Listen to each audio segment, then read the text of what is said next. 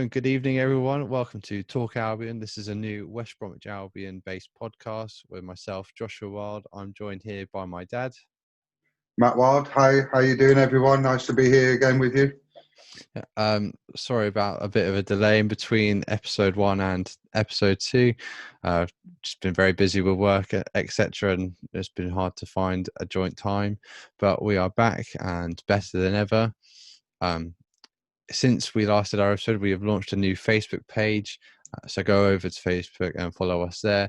That is www.facebook.com/Talk Albion. So it would be nice to build a nice little group of a nice little community within the Facebook, where you can contribute to the podcast and maybe eventually come on to join us for an episode as well. But today we're going to get kickstarted with some team news. So Matt, is there any new team news for West Brom?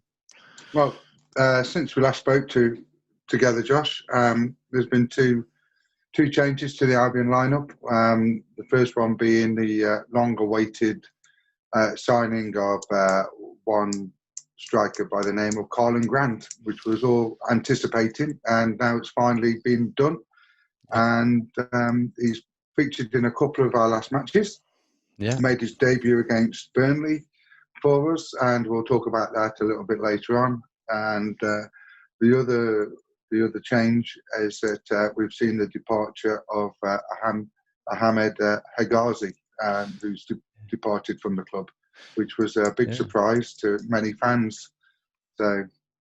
Yeah, I think it was a big surprise to fans and also to Slaven Bilic, who I think he came out the other day and said that he had no idea that the transfer was happening and sort of the club had gone a bit behind his back. But because Hegazi had played really well against Burnley and was in part of the plans for the Brighton game at the weekend, but then all of a sudden he had gone over to, I think it was a team in Saudi Arabia or somewhere in the Middle East.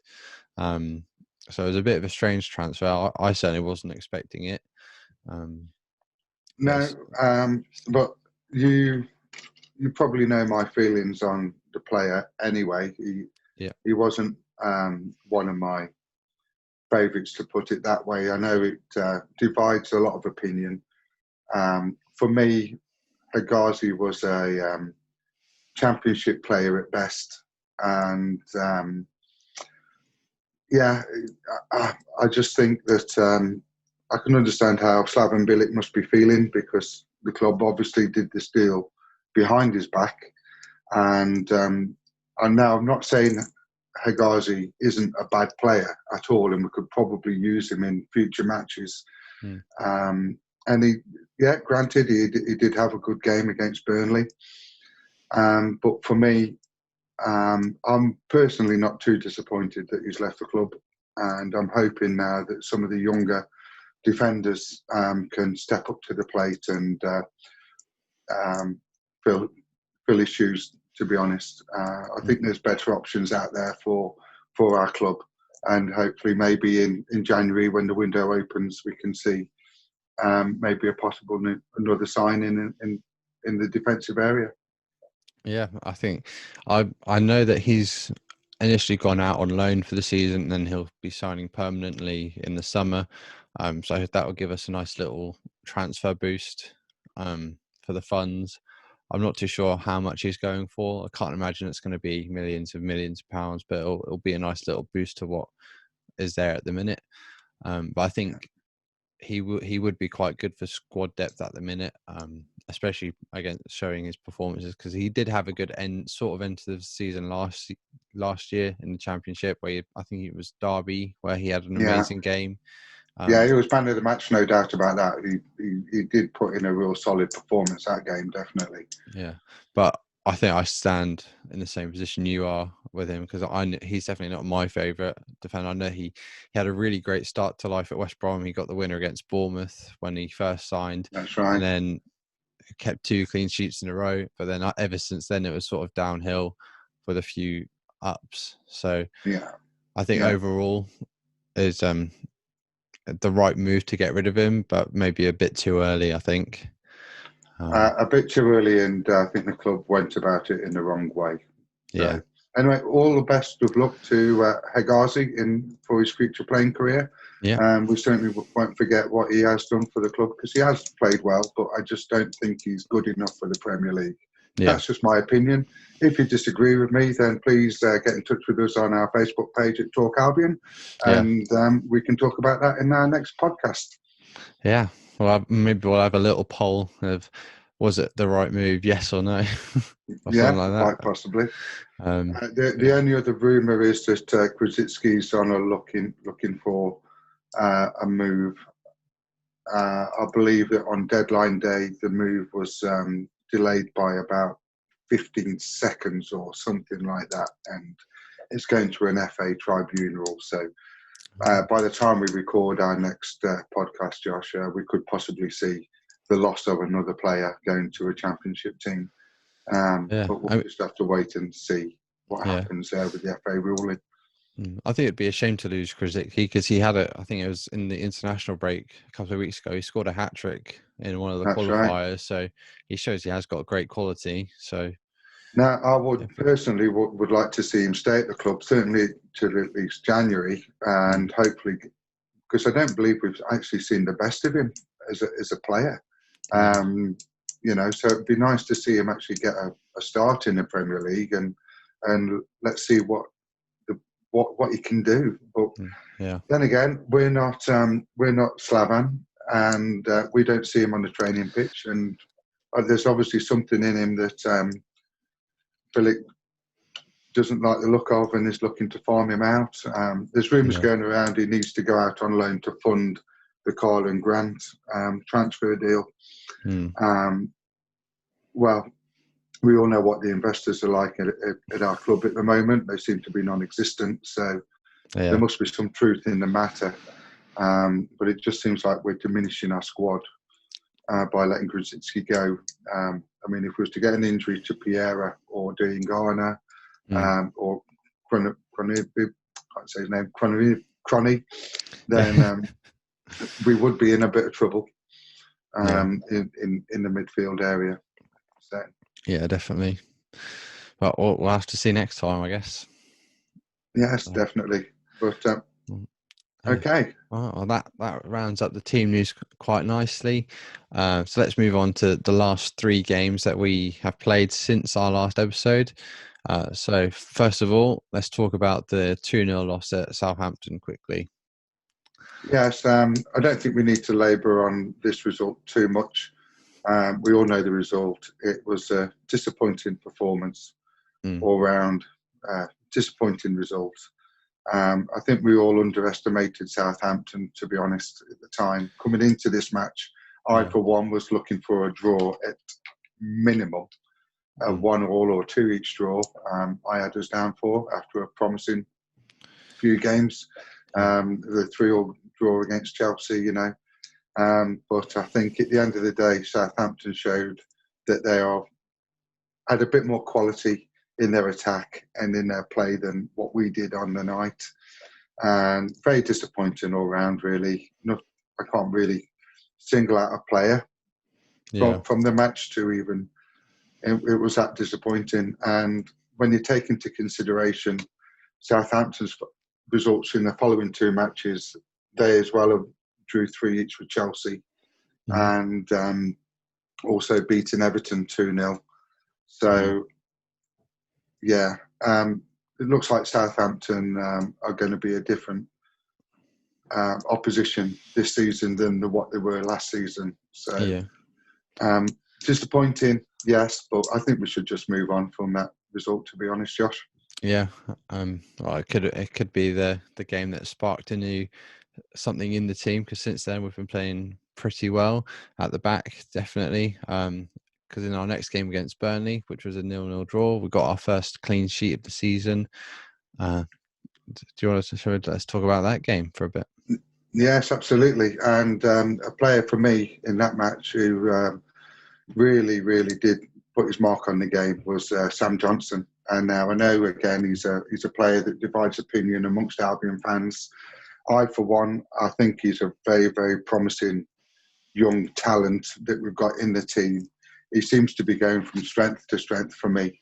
and he's shown his quality in this game. For me, he made some absolutely fantastic, outstanding saves, and kept us in the match. Mm. And if it wasn't for Sam Johnson, we could have easily lost that match 1 or 2-0. Yeah. I think he's a player that is improving all the time, and I think we just need to back off him and give him a bit of room, a bit of space. He's a Premier League goalkeeper now. Yes, he will make mistakes, but for me, he really showed his maturity in this game and made some absolutely outstanding saves to keep out Chris Woods and Ashley Barnes. It really was, for me, the man of the match of that game.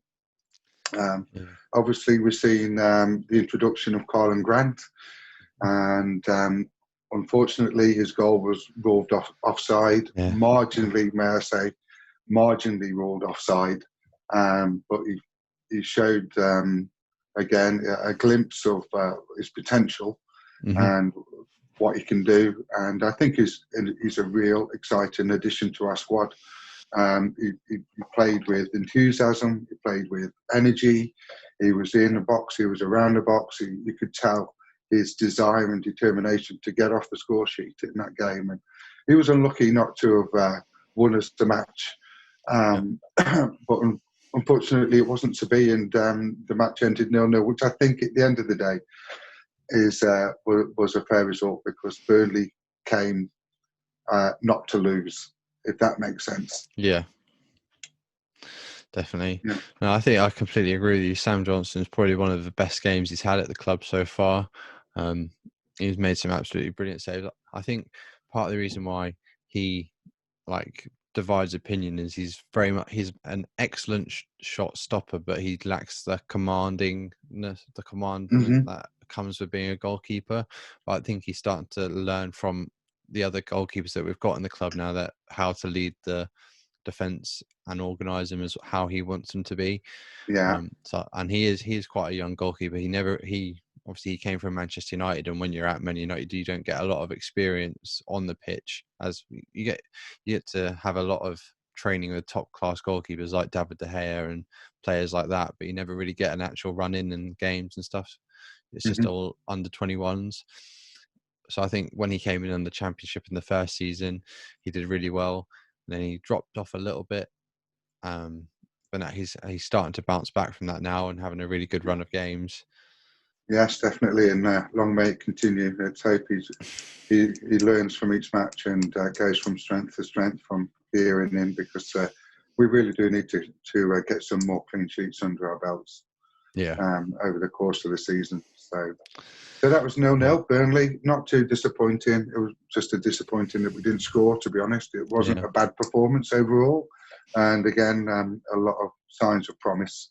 And which brings us on to the next game, which was Brighton. And Hove Albion won, and West Bromwich Albion won. And what did you think of that match, Josh? I think it was a really entertaining game for the neutrals. Obviously, Brighton seemed to dominate the first half a lot more than we did in the first half, particularly. But it was a pretty quite a comedic own goal to concede. Ivanovic booting the ball off of Livermore's face. Because I was at work at the time, I was refreshing BBC News every 5 minutes, seeing what was happening. When I saw the images of that, I was like, oh, God, it's going to be one of those games. I was expecting the worst. But after that, we seemed to really pick ourselves up, and we had a superb second half, creating so many chances. Moving Pereira from the right into the middle was a game changer for me. Having the pace of Robinson, and in the end, Edwards on the wings was a superb move by Bilic, and Robinson getting the assist for Carlin Grant's first goal of the campaign, for his campaign anyway. Very well taken. It was quite lucky having the deflection off the defender instead of it going out of play, because it could have gone anywhere, but it fell really nicely to Grant's feet, took a touch and slammed it in the roof of the net. Yes, absolutely. But the thing is, my point previously about Carlin Grant, he was hungry. He was in the box. He Yeah. was there, and the ball fell for him. One touch, he took it past two defenders and smashed it straight into the back of the net. And I think that's what we've been missing from a striker. We really do need to have a goal-scoring striker who can take his opportunities like that, you know. So it wasn't a clear-cut chance. He had his work to do. He controlled the ball well, and it was a superb finish by what looks like a very promising centre forward for us. So continue. The part of the game that changed it for me was the substitutions that Billick made, bringing Robinson on again, full of pace, full of energy,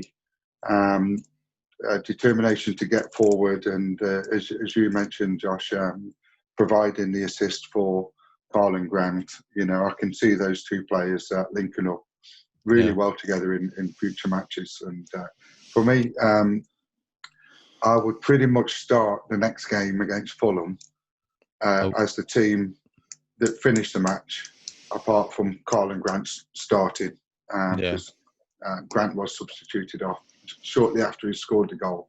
But I'll keep Carl and Grant in the team and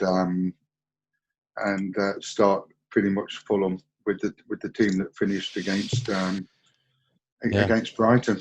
Personally, no, definitely. I think it would be interesting to see in the future if we could maybe go back to a 2 up top formation, because at the minute we're playing a sort of 4-2-3-1 formation because that seems to be the trend at the minute. But I think it would be great to see Grant and Robinson up top together, like back in the glory days, we'll call it. But I think they would work really well off each other. I think they, especially with teams like Burnley, where they've got like 4 men against 1 or 3 central defenders or whatever, it can be quite lonely for just one sole striker. So to have the two of them working off each other could be really good. That's right. Even if you just got one playing slightly behind the other, I would definitely. I really can't wait until we do see that happen again in whatever type of formation that can accommodate us having 2 strikers up front for us. I think it would be quite hard though, because I think we really need Pereira in the middle. So I think having Robinson on the right is probably the right call for the moment until we can figure it out, because whenever we have Pereira on the right, he seems to get a little bit lost and a bit out of the play, but when he's in the middle, he's really controlling play. I mean, he could have scored 2 screamers against Brighton at the weekend, so if we keep him there, then we'll be creating loads of chances and scoring a lot more goals. Definitely. Yes, I couldn't agree more with you, Josh, definitely. So they were our last 3 matches in a nutshell. So out of a possible 9 points, we come away with 2, which obviously leaves us in the table with 3 points at the moment, and that's enough for one win. Definitely, and next up for us is away at Fulham next Monday night. And so just briefly looking at the league table, Josh, in joint bottom, we've got Fulham on 1 point with a goal difference of -9, and Sheffield United on 1 point with -6, followed by Burnley on -6. And then we've got West Brom in 17th position on -8. And Brighton and Hove Albion 2 points above us with -2 goal difference. So this game coming up on Monday night against Fulham seems to be getting more and more important.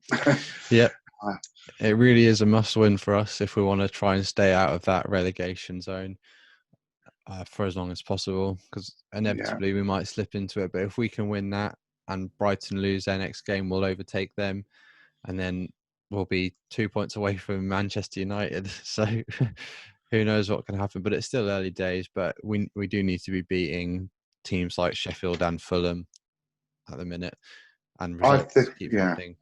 Because at the minute we've been quite lucky. Results have been going our way, so it means we've been able to keep out of the drop zone without winning a game. But that's right. So, yeah. So I think we're good enough to beat Fulham. It is away at Craven Cottage on 5:30 kick-off next Monday night. I do think we're good enough. I think if we start with the same team that finished the Burnley match, but with Colin Grant up front, I think we'll offer a bit too much for Fulham. And I'd be looking for, personally, a 2-0 or 2-1 win to the Albion next Monday night. Anything less than a win, a draw, is possibly acceptable. But that would mean we'd have to rely on Burnley and Sheffield United not getting a result. Our loss would be absolutely devastating for us. Not the end of the world, but it would put us in a very difficult position, because that would mean Fulham would leapfrog us.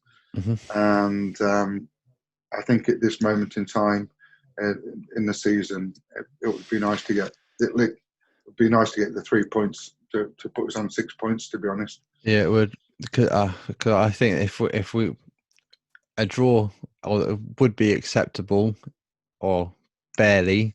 We don't want to drop too many points in games like this, because otherwise the gap between 16th and 17th is just going to keep on getting bigger and bigger and bigger. And then by Christmas, although we might be above the drop zone, we'll be too far away to get a mid-table finish or middle of the middle table, if that makes any sense. That's right, yeah.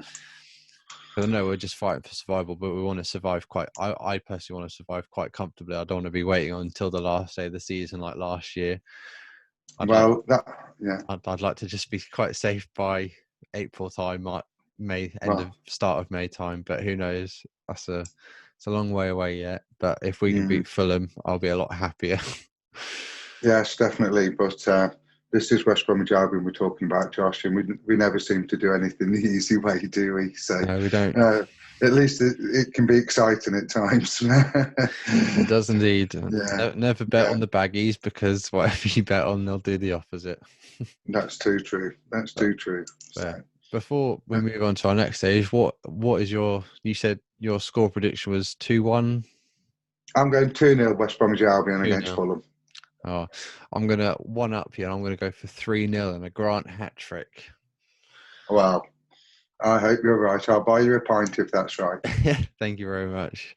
Okay. But, I think I'm seeing a lot of goals in his eyes, and I'm yet to purchase a jersey this season, so he might be the one. If he gets a hat-trick this weekend, no doubt he's going on the back of it. Okay. But excellent stuff. Excellent stuff. So that concludes the fixtures side of the podcast. We're now going to be moving on to a new little segment, and for the next 3 episodes, we're going to be building our Ultimate 11, and maybe in the 4th episode we'll have the final team assembled. So the way it's going to work is we're going to select some defenders and a goalkeeper in this episode, midfielders in the next episode, and forwards in the 3rd episode. And we'd like your opinions on this as well. So if you're listening, drop down in the comments below some players for that episode. So in this episode, defenders, and then in the 4th episode we'll have the final team together, which will be our ultimate West Bromwich Albion 11. So, as I said, goalkeepers and defenders in this episode. Dad, do you have any goalkeepers that spring to mind for this ultimate Baggies 11?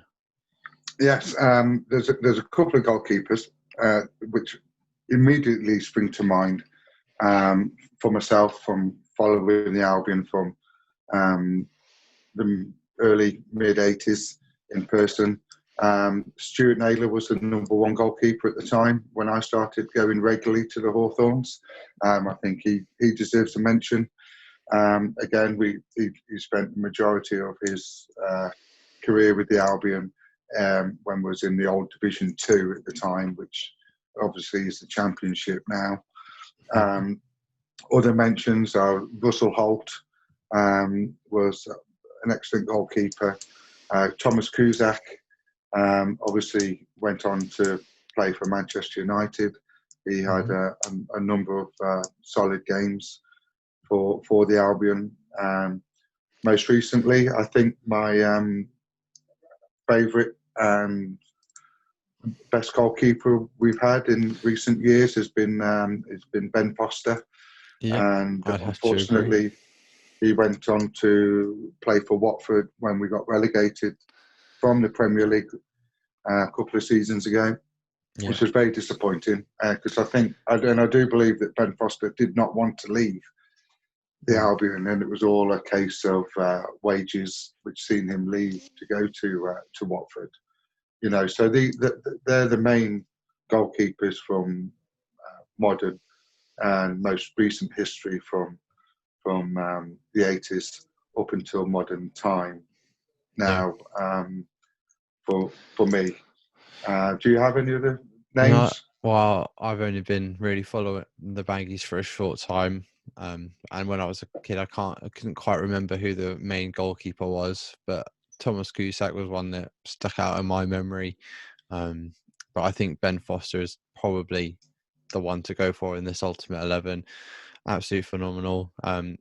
It's a shame he went to Watford, and it's a shame that he then ended up going back down to the Championship regardless. Yeah, Um, but I think the cycling goalkeeper, as he goes by now, is probably our best goalkeeper from my memory anyway. But he could, mhm. of all time, is a whole different question. But he's definitely one of my favourite goalkeepers that we've had. Yeah, yes, definitely. And I agree. I think if you're listening at home, you won't have too many arguments against that either. But I think Yeah, and so. I'm sure there's a few other names from the older generations that would like to mention. Osborne Mm-hmm. was, I believe, a class goalkeeper during during his time at the Albion. And but if you've got any other names and you're listening to this podcast, then please post your names down in the comment section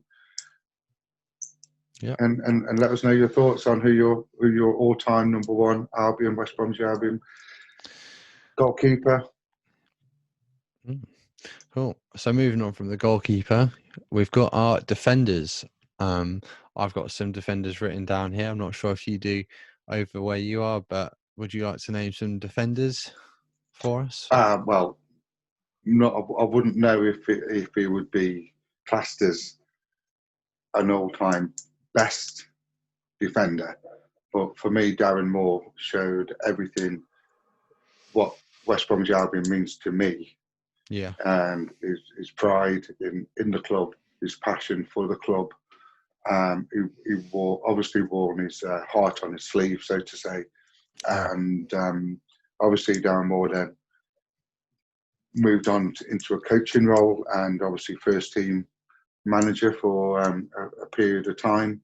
Mm-hmm. Was very sad in the manner again which he left. Um, Left his role, but probably the right decision at the time looking back. But for me, as a defender, solid, gave 100% in every match that he played for. Mm. Was he the best? Debatable. Is he one of my favourites? Absolutely 100% because of what Yeah. the club meant to him as a person, and you can tell that in his performances. So for me, Darren Moore would have to be in Yeah. the defensive lineup. Yeah. Just his celebrations alone were worth it, I think. Loved it. Yes, Yeah. The and red his goal he in scored, he used to go for it. and who can forget the goal he scored against Crystal Palace to help us get promoted to the Premier League for the first time? Yeah. Absolutely sensational scenes they were. So great character, great person, great footballer, Yeah. and definitely deserves to be in our all-time 11 Yeah. defence. Cool.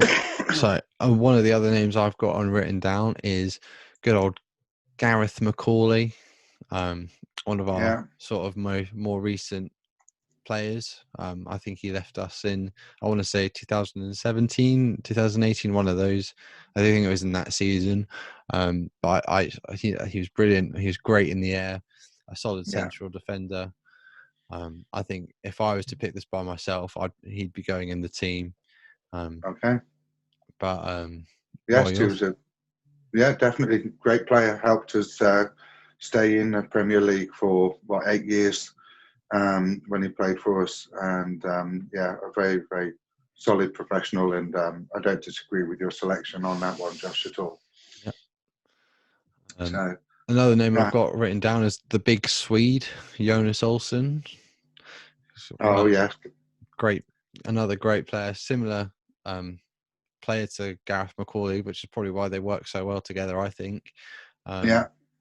But I don't think he's probably the best. I remember one of my fondest memories I have of Jonas Olsson is when Chris Brunt leathered a free kick at him, deflected, and then went in the top right corner against Man United. Didn't know Yeah. what he was doing, but it just hit him in the back of the leg and went in the top bins. Yeah. Yeah. It was another solid defender. Really liked him as a player, and pretty sure he scored. Was it the equalising goal at Villa Park? Not so long ago. I can't quite When we remember. at Aston Villa, I'm pretty sure he did. And yeah, again, great player, and again, a player that loved the club. And yeah, so I agree with that. We agree with you on that one. Yeah. Now, I've got another name down here, Josh. A bit before my time going to follow when I was going to the Hawthorns and following the Albion, but with the likes of YouTube and being able to watch vintage footage of our team, and then one name stands out for me, and that's Brendan Batson, of course. Yeah. He's been a great servant to the football club. He was obviously a fantastic player in his day. Obviously, we can't imagine what kind of racial abuse black players had back in the 70s and early 80s, and even to this day. So, but certainly when we talk about pioneering footballers, then what Brendan Batson's done for the game and for the PFA and for West Bromwich Albion as a football club, then I've been fortunate enough to meet Brendan on a couple of occasions, and I can honestly say he is a gentleman off the pitch. And from the footage that I've seen him play on YouTube, unfortunately I've never been able to watch him live, but I think he definitely deserves to be mentioned and included in the starting 11 back four. Sounds good to me. Okay. Yeah. Right. Some other names that we've got written down, but probably won't reach the 11, so we'll just throw them out there just in case you're thinking of them at home. But we've got John, was it Wiley? John Weil. John Weil. So it looks like Willie to me. So I Yeah. always have a little giggle when I see it. We've got Paul Robinson as well. I used to really like him when I was a kid. I used to imitate him all the time because I had a shaven head like him. But it probably wasn't as good as I remember him being.